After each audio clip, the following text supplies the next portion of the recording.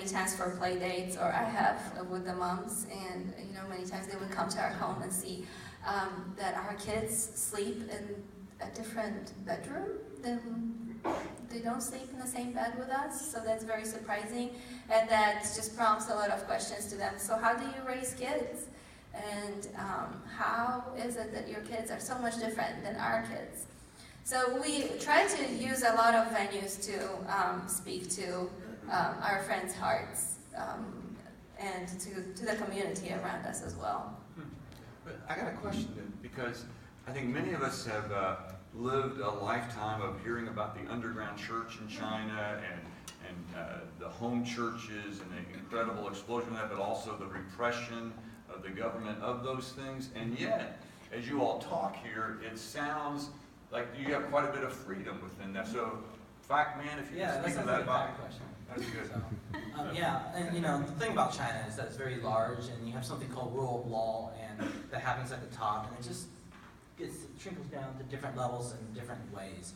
And so you can have regions that are very repressed. You can have regions that are very open, and you can have places like where we live where one part of the year can be very open, but then when you approach a major holiday, things get really tense.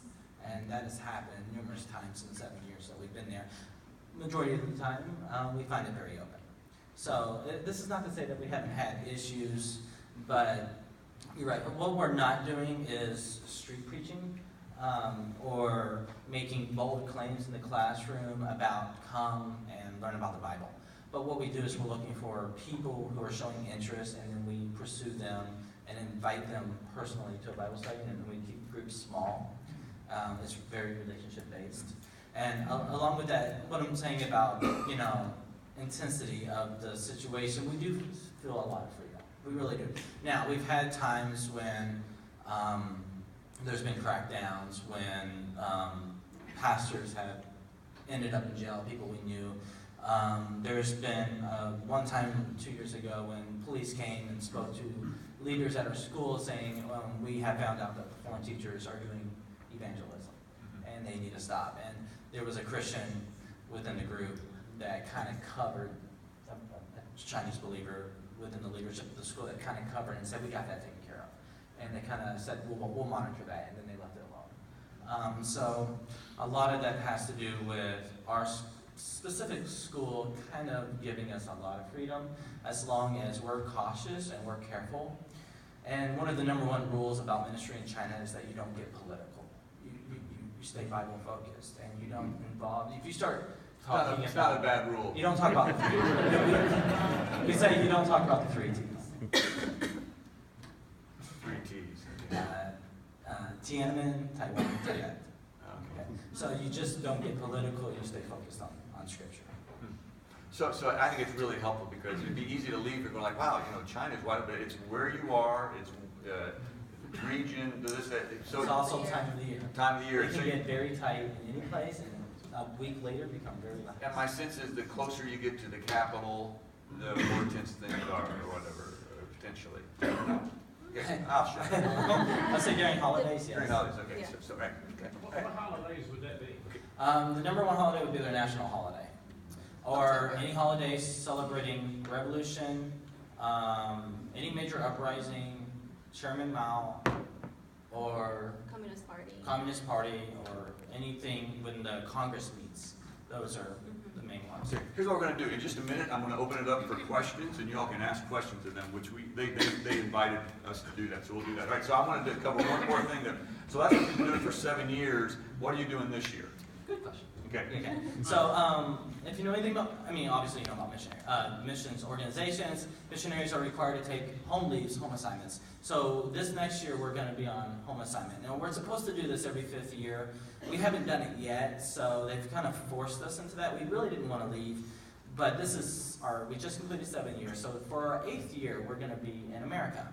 And what we're going to do for this next year is we're going to be at Campbellsville University, just south of here, and we're going to be teaching English to their international students. So we're both going to be working with the international department, which oddly enough is about 50% Chinese, and then the rest come from all over the world.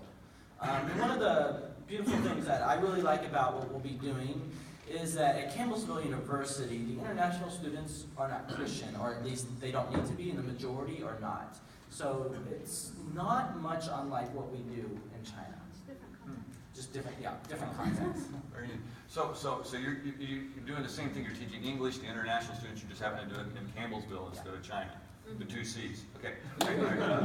Right. So then that year is over. That year is over. And so what does it look like then when you go back to China? What do you all do? Because I think it's a little bit of change when you go back to China. So, well, you know, it's up to God, really. But the plan right now is that we will return to China. Only we will return to another city, and the first thing we will do is attend a language school that is run through our organization.